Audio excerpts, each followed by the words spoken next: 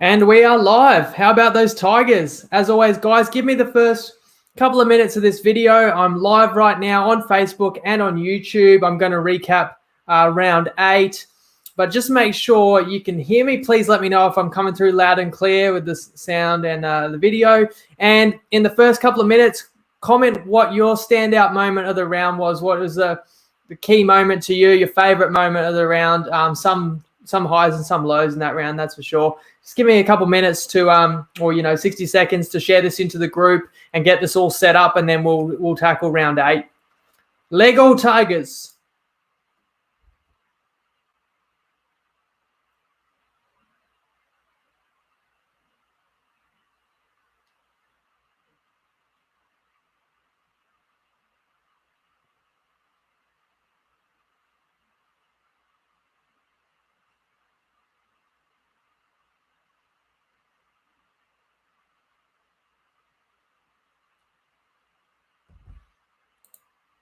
Yep, Tigers over 7.5 wins, still alive, and that helps us with Dragons to miss the 8 as well, guys. The people talking about that are referring to the 15-1 shot we've got. Who else do we have in that? Like Eels, Bunnies, and Storm to make the 8. I mean, they're all making the 8. We had Cowboys to miss the 8 in that one as well, and so Cowboys lost a close one today. So actually this weekend I think panned out perfectly for that 15-1. You need a bit of luck to hit 15-1, but we're a chance. Broncos, that was a high. And then Lockie's got a comment there about the Titans as well, and the Titans defense. How about that? Matty Blanche is here, and guys, he's a Dragons fan, so good on you for being here.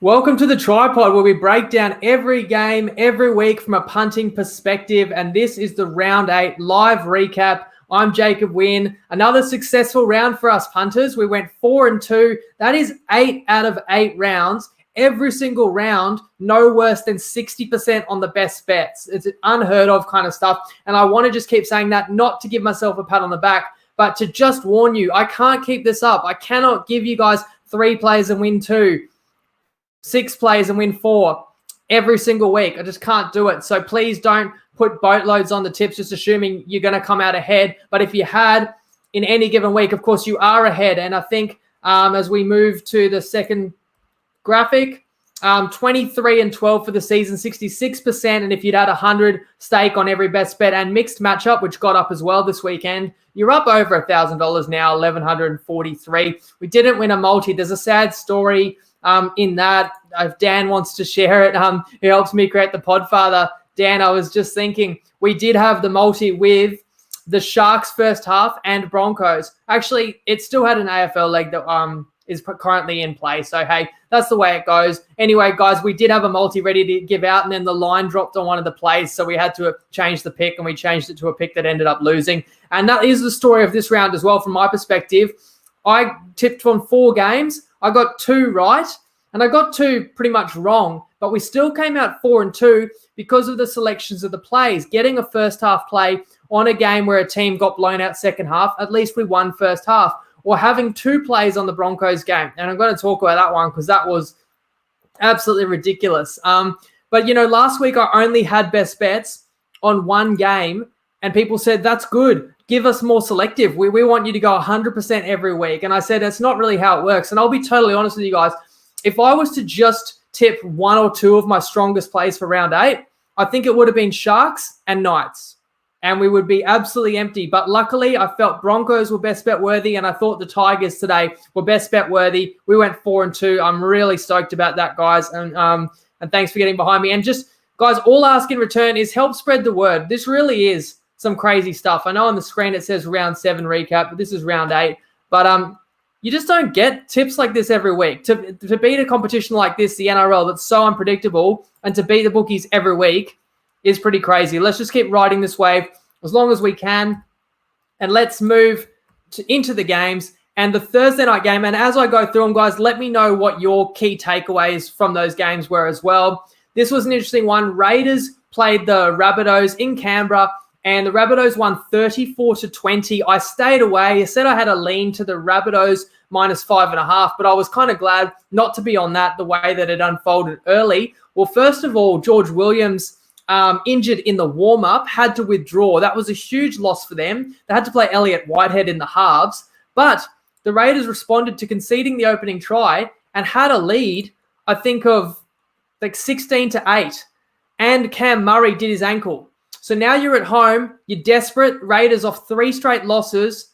You've got Murray, who's like, a superstar origin forward for the other teams out. You know that you want to win this game in the trenches. He's out, and you're up over a converted try. You really should go on with that. And certainly if you had like the Raiders line, and that line got to 6.5 by kickoff, you really feel good about that. But they just weren't tough enough. And I think in a game that I said would be decided by the forwards, you're looking at Koloamatangi and Jaden Sewer were 2 of the best forwards on the field. Now, Dan Levers made the comment there that Joe Tappan, his missus, is saying he should have got more game time and Ricky's got it wrong. I bet Ricky would love to hear some criticism of some of the Raiders wags. But this is panic stations now for the Raiders. It really is. I said last week, the old Raiders win that game against Cowboys. They always carry on and win that. And even this one was very winnable. But once again, a lot of class by the Rabbitohs. They execute when they get their chances. Whereas the Raiders, what you found was once they were chasing points,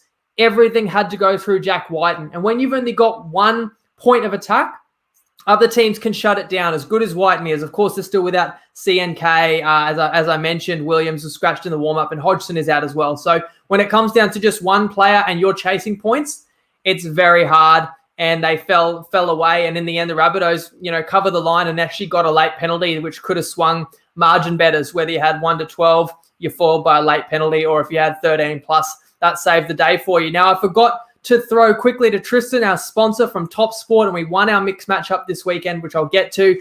But as always, or usually, we get a little clip from Tristan. This is just a 60-second clip letting us know how the bookies did this weekend in an interesting round of footy. And I think they had some highs and some lows as well. So let's play that little clip from Tristan if we can.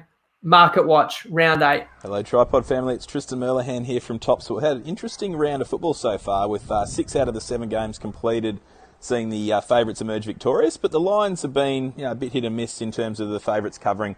The biggest result at our end was actually the Knights game, where there was a lot of money for the Knights at the plus, and the Roosters were dominant.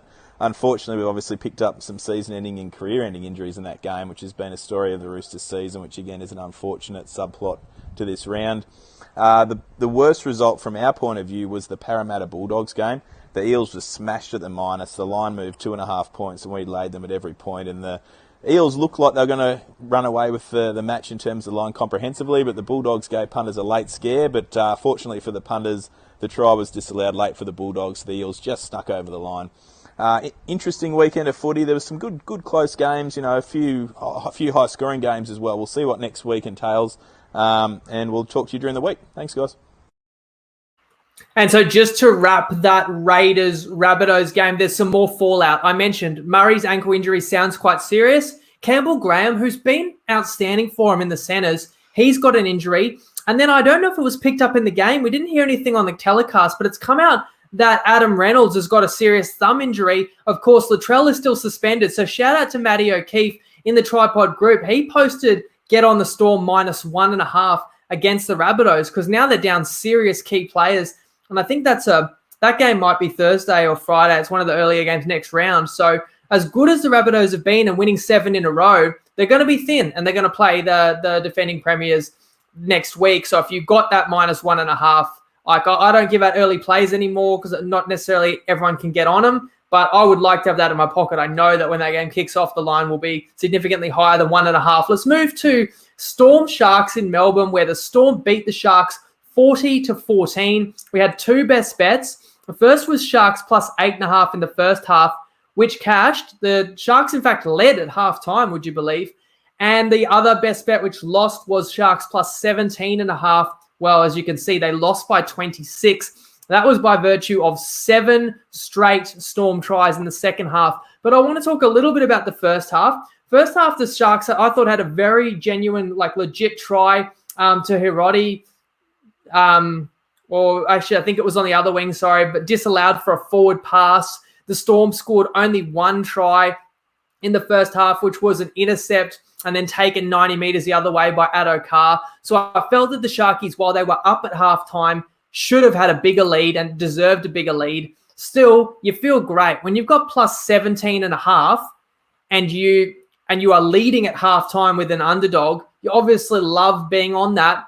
But what happened was the Sharkies had more chances second half when they were up 2, couldn't score. Then they were down 4, had a 3-on-2. Chad Townsend throws an intercept. Again, it's an 80-metre try the other way. And just mentally, it broke them. And once the Sharkies felt, hang on, we were leading, then we were within 4. All of a sudden, they blinked, they were down 14. They just couldn't go with the Storm anymore. They totally folded. On the Storm's point of view, Remus Smith, new addition there. People question, like, would they miss Vunivalu? A guy like Remus Smith, I know he played centre in this game, but had a hat-trick. And Jerome Hughes, sometimes less heralded than the other kind of guns that they have in their spine.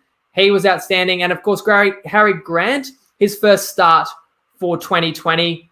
And he had 3 try assists, and he was excellent as well. What have I done there? I think I've jumped ahead too early because we've got another game to talk about Friday night. Titans Broncos. How about this one, guys? Hopefully you caught it. Once again, I had 2 best bets. Broncos plus 6 in the first half and Broncos plus 12.5 for the game. The final score was Brisbane 36 defeated the Titans 28. So you get the double-digit underdog upset. We also had this in the mixed matchup. We needed the Eels, who would play the following day, to outscore the Titans. And I did say I like the Titans to be under 30 points. Well, 13 minutes in, it was 22-0 to the Titans. They had 4 tries in the first 13 minutes. And I'm just sitting there shaking my head after I've just watched the Storm score 7 tries in a row in the second half of the Sharks game. And now I'm watching the Titans score 4 tries in a row against my best bets. Obviously, when you're conceding heaps of tries early in a game, that's killing your first half and it's killing you for the full game as well. And I'm going, man, just when I start to think that I was, some type of genius, then this is really humbling stuff. And just goes to show you that, like, sometimes these games can just go horribly wrong. And mixed matchup, well, that's gone. The Titans looked like they were going to win the game 17-0. That's how it looked after 15. Well, once the Broncos got the ball and scored quite easily, I thought, well, hang on. If Brisbane's got the ball, they won't be conceding. If Brisbane's scoring, they're not conceding. And then they scored again. And they totally turned the momentum, and you could feel it. And you could feel that the energy was there. And all of a sudden, it just looked like the Titans had no answers to stop the Broncos. And Jermaine Asako, who was out of position for a couple of the Titans' first tries, and it's worth mentioning, Titans scored 4 quick tries, 3 of them off kicks. Not that they weren't, genuine tries, but yeah, fullback a little bit out of position. Asako ends up turning it around, man of the match performance, including getting a try, which actually levels the score up at halftime. So we've gone from 22-0 down to 22-all. Now, there was a Brimson sin bin in there, which a Titans fan will probably say was harsh. I thought maybe like a different ref just sees that as a dropped ball, honestly. So it was touch and go. But the Broncos earned the right to fight back into this game. And, other guys that stood up, Payne Haas was huge. TPJ was huge. I think a lot of people just assumed the Titans were going to maul them. Everybody had Dave Fafita to score a try. But the Titans really missed Tino, I thought, in this game. Everyone seemed to forget he was suspended because Broncos won the forward battle here. But one other thing I've got to talk about in this game, from 22-all, it's like the Titans got up early, then the Broncos responded. Titans, needed that halftime break. But it's anybody's game. Don't forget, the Titans are like $1.25, $1.30 going into the match. A tied game at halftime. It wasn't as if it was all over.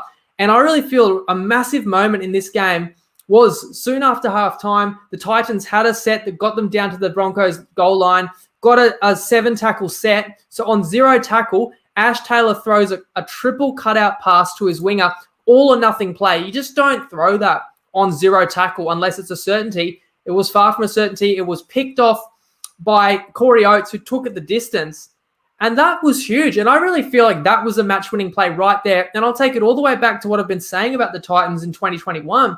As much as everyone just wants to pencil them in to make the finals, their halves do not step up. That's a 3rd game in a row, or I think 3rd in 4 weeks where they've blown a lead. Like, if you're blowing a lead, your halves are not taking control. And the only games the Titans have looked good is when their forward pack has just dominated. And any team is going to look good when your forwards are getting momentum like that. But the recipe to beat the Titans is if your forward pack can at least match them, they're not executing well enough. So they got a lot of work to do. And again, they conceded 40 last week to the Rabbitohs with no Latrell, 36 this week to the Broncos, and about 2 or 3 weeks ago, 36-0 loss to Manly. So that Titans team that looked to be going really well has really fallen off. They will welcome back Tino Fa'asuamaleaui next week, of course, though. And you've got to give credit to the Broncos for bottling up Dave Fifita and getting their first win in like nearly 2 years. That was against someone other than the Bulldogs. Moving to Saturday, I didn't have a best bet on Manly versus the Panthers. The Panthers won 28-16. Now, well done. If you took the plus 14.5 with Manly, I think you deserve to win. I think it was a pretty tight game after the Panthers got up 10-0 early, similarly as they did against the Knights. You could have easily seen this Panthers side go on with it. They really at times look unbeatable. So I want to give a lot of credit to Manly for digging in. I mean, a Tommy Turbo intercept try certainly helped them get back into the game. But at the end of the day, the Seagulls were within 6 points late in this game, and they missed pretty makeable conversions from Garrick. And then I think Garrick couldn't convert, and Cherry came out and missed a conversion. So they're like within a score late despite missed opportunities. And then in the end, Panthers kind of did what I've been saying, that they do the tough stuff. They hang with you. They don't give you anything easy. If they've got to defend their line, they do. And then they can blow you away late. And in the end, the Panthers got pretty fortuitous try, got the lead to 12. And you know what? If you did take the plus 14.5 with Manly, Penrith actually scored in the final minute through Crichton, and it was disallowed. And I think it was a fair obstruction, but geez, your heart would have missed a beat there. So final score, the Panthers too good in Bathurst against Manly. Next up was a pretty comprehensive win again, and this was the second half of the mixed matchup. So guys, if you've been getting on these tips, you've been getting on the mixed matchup, give some love to the pod, hit the like button, hit the love button. Let's see the reactions come through on Facebook and on YouTube, because this has been printing money the last couple of weeks. $3.50 last week, $2.15 this week, and this is the first one this season that we won closely. I think every other time we won really comfortably, and we've only had close losses. So it's nice to have a close win. I'm talking about, of course, the Eels beating the Bulldogs 32-10, but also winning the mixed matchup, which was to outscore the Titans at paying over $2. That we won that 32-28. Can you believe we won that after the Titans had 4 tries in 13 minutes? What a comeback by our mixed matchup, boys. Now, what did I take out of this game? Ruteni Zelezniak returned for the Dogs. I've always thought he's a good player. He had his moments, and he's going to strengthen the Dogs. Nathan Brown injury, that looks quite bad. I think the Eels have the cover. Like, you've even got to say Bryce Cartwright's looked pretty good.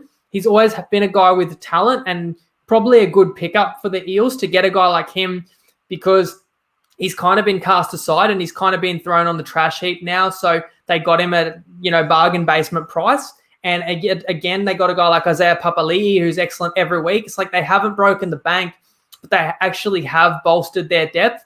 And they were too good here. Like, they won the game. Well, they were up 22-0. Yes, the Dogs scored back-to-back tries in the second half, kind of like they did against the Storm, but it was game over by that point. And in the end, I think the Eels got a late try. I think Tristan was saying that a lot of sharp punters actually bet the minus 19.5, even up to minus 21.5 with the Eels, and the Eels won by 22. Now, we didn't bet that. I was considering it, as you guys know, because I backed the Eels in the mixed matchup, but it's a lot of points to lay, and yeah, I guess it was tight in terms of the line. I would have liked to have been on that. I always lament a little bit if I don't give a best bet and it ends up winning, but still comfortable win for the Eels. They keep rolling on. They've only lost one game this season. Now, this one I got to put my hand up, and look, obviously I got this one badly wrong. Talking about the Newcastle matchup, which has got a lot of fallout. This is Roosters beating the Knights 38-4. And the best bet was Knights plus 6.5. And I said at the top, it was one of my most confident plays for this weekend. So I don't know if we get a game like that again, I'm just always going to be on a team like the Knights plus 6.5 at home in that scenario. And that's why nobody can win every tip, because sometimes teams just no-show. And I try my best to predict when a team will have a big effort and when they won't. But this was a perfect spot for the Knights to have a big effort. I really don't know what went wrong. They had 9 days off before this game. Now, you hear the coach saying, well, we played 4 games in 16 days before this or something, but so maybe we were a little bit tired. But really, you hadn't played since the previous Thursday. You're at home. It's the Roosters that had come off the Anzac Day clash. So I'm not here to make excuses for the Knights. I just really was shocked by how bad they were in this game. And early on, it was clear the Roosters looked like really sharp. So straight away, I've gone, all right, if the Knights are going to win this game or cover for us, Knights are going to have to be good tonight. And they weren't. They were terrible. I think once again, they fell to like a 20-point hole and then had to try and fight their way back out of it. Now, if you saw this game or the tail of the tape and the tail of the stats, is the Knights actually had more possession and more territory than the Roosters. The Knights had like about as many tackles in the Roosters 20 as the Roosters had points, but the Knights didn't do anything with it. And the reason I think is they just don't have enough threats. Like, Callum Ponga is a star, but it's a similar thing, similar scenario with the Raiders that I mentioned with Jack Whiten. If you've only got one player, a smart team keys in on that player and knows how to stop them. And the only thing the Knights could do was a KP to Bradman Best connection. And we know that those two are deadly players, but when they're your only thing you've got, I really feel Blake Green, and I know he got injured. I don't like criticizing people but Blake Green's a big name. Well, he's had a good career, but he's a bit of a stiff out there. He's never going to threaten the line running it. He passes early, so he's not creating any threat. Kurt Mann is a really solid contributor, plays really well next to Mitch Pearce, but again is not a playmaking half. So there's just no playmakers in this team other than Ponga and Best, and they were bottled up by the Roosters well and truly. On the other side, let's talk about playmakers. Sam Walker, 5 try assists. It's actually silly to watch this kid. 18 years old. It's crazy. So of course, the Roosters were way too good in every facet. Clinical in attack, even without Teddy, who got scratched, which what we expected, but it didn't slow him down. And the Roosters were awesome in defense, which frustrated the Knights. So when you watch a game, you want to know, like, there's certain games, like I'm saying, Manly, I don't take much away from them for their loss to Penrith. I didn't think they played that bad, just Penrith was too good. You're always trying to figure out, was one team really good or was one team really bad? And in this case, I think it was well and truly a combination of both. So that explains the scoreline. And the injuries, of course, horrendous. ACL for Brett Morris. And unfortunately, it's part of the game, isn't it? Like, we're getting these bad ACLs, what it seems like on average once every couple of weeks. And in this case, there were 2 in the same game with Lindsay Collins as well. And I haven't heard the reports today, but I haven't heard anything contrary. But let me know. But the worst fears were that those guys have both ended their season. And I think the Morris brothers had said they're retiring after this year. So pretty emotional.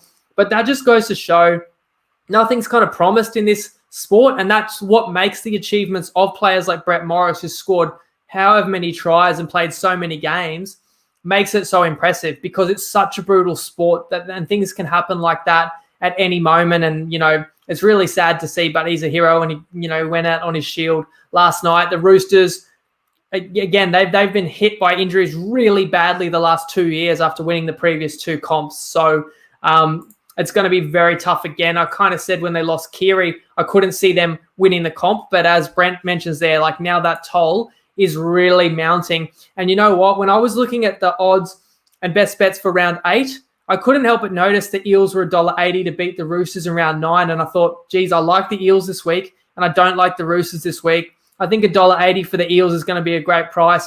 Should I tip it? Oh, I can't really tip early plays. People will say they couldn't get a big enough limit on. And in the end, I was kind of wrong because the Roosters won by 34, but that $1.80 is going to be long gone now, obviously due to all those injuries. I don't know where the Knights go from here. They're going to need to get some troops back. Obviously, as I said, Blake Green's injured, but Pearce is still out for a while. So I don't know if Tex Hoy comes into the team perhaps as an option there. But yeah, that's really disappointing for that squad. They're at home to toss up a performance like that. Moving to Sunday, to wrap it up, guys, the Warriors, this game kind of played out as expected. Warriors were a small favourite and won, and with a narrow victory. They beat the Cowboys 24-20. Let us know what you took out of that game. To me, the Warriors really opened up the Cowboys in the middle of the field in daytime footy, perfect conditions, and they've got all these running threat players. I just talked about how the Knights are kind of toothless. Compare that to the Warriors. You got Nikorima, you got Walsh now playing 5'8", then he's an absolute live wire. And then you've got RTS on the back of it, and they just opened the Cowboys up, and I think they led at least 18-0. I can't remember if they in fact led like 22 or 24-0 at one point in the game. Tohu Harris coming back into this team, playing in the middle, was huge. Now the Cowboys mounted a fight back, and it was anybody's game with 10 to go. Like, Cowboys were knocking on the door, but Warriors turned them away in respect to the Warriors. And I think I mentioned for the season-long multi, which has got a lot of work to do, obviously, but Cowboys had won 3 in a row. Taumalolo was back. So just for the Warriors to turn the Cowboys away there and just diminish their chances of making the 8 and spoiling our 15-1, I guess that's a positive. I didn't have a best bet on that game because I could have seen it going either way. And finally, the Tigers get a win. They're second of the season. Maybe they're not as bad as everybody thinks. I want to say again, only 2 weeks ago, they were so cruelly denied against the Bunnies. And today was an equally brave effort. After all the shit that's been heaped on them, I said, wasn't everybody saying how terrible the Bulldogs were a couple of weeks ago? And then they pulled the big upset. And wasn't everybody saying how terrible the Cowboys were a month ago? And then they went on a run. And that's kind of how it felt for the Tigers. This was like a put up or shut up, like this is your season today, the Tigers. Because if they couldn't come in and put up a performance and not necessarily win, but not be embarrassed today, then where were they going to go from here? It's only round 8. So I took the Tigers plus 10.5. And in fact, they were outright underdog upsets, winners 16-8 over the Dragons. And again, I'm going to ask this question. How good are the Dragons? Because it feels like everybody overrated the Dragons, to be honest. Tell me who the Dragons have beaten, or which match this year was impressive apart from one game. I'm going to move the 1 into screen. Over the Eels. Apart from that one, they beat a Manly side that was really struggling. They beat a Cowboys side that was really struggling at the time and had no Taumalolo. And they beat a Knights team that was struggling, that had a bunch of injuries. That's the only wins they had apart from that Parramatta game. And as they say, even a blind squirrel finds a nut from time to time. So the truth is, the Dragons, I hate to say it, I don't want to be a hater on them. Like, they've played good. They did play good footy in that 4-game winning streak. But they got a bit overrated by the general public. That's why this line got a bit too high. Plus 10.5 was, very nice line for us, considering we got the outright win. And considering that the Tigers really sabotaged themselves in the first half, if you actually watched it, forward pass from a scrum, when you get a scrum and you throw a forward pass directly off the scrum, forward pass on tackle 0, when you're playing the ball off a handover on your own goal line, and then you get a 7-tackle set, and you throw it around and get tossed over the sideline on 0 tackle. This was all in the first half. Now, I have to say what went in our favour was Lomax injured early. That's a brutal injury. It sounds like a broken thumb. Could throw him out of Origin contention. He's been really good. He's their goal kicker. He's their aerial threat. He's a gun player. So, like, things like that help. Cody Ramsey got injured late, sure. I mean, whereas Jimmy the Jet was scratched before kickoff, I don't think that hurt us at all. I think he's been horrible this year. In fact, let's shout out the young kid, the blondie on the wing,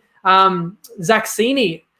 Hell of a debut. Gets the try that seals it at the end. In fact, I think, did he get a double? No, I think BJ scored in that corner at the end, sorry. But Sini got a pivotal try in the second half and was just in amongst it all day. So fantastic result for the Tigers, fantastic result for us. I hope you guys enjoyed the footy this weekend as much as I did. I really appreciate you guys tuning in, watching, or listening, however you consume the pod. Again, please help me spread the word. As always, this is not easy to do. And what is easy to do is lose money on the punt when you don't back, really sharp value plays. That's why I try my best to find as many as I can for you guys. So as always, gamble responsibly. Lego.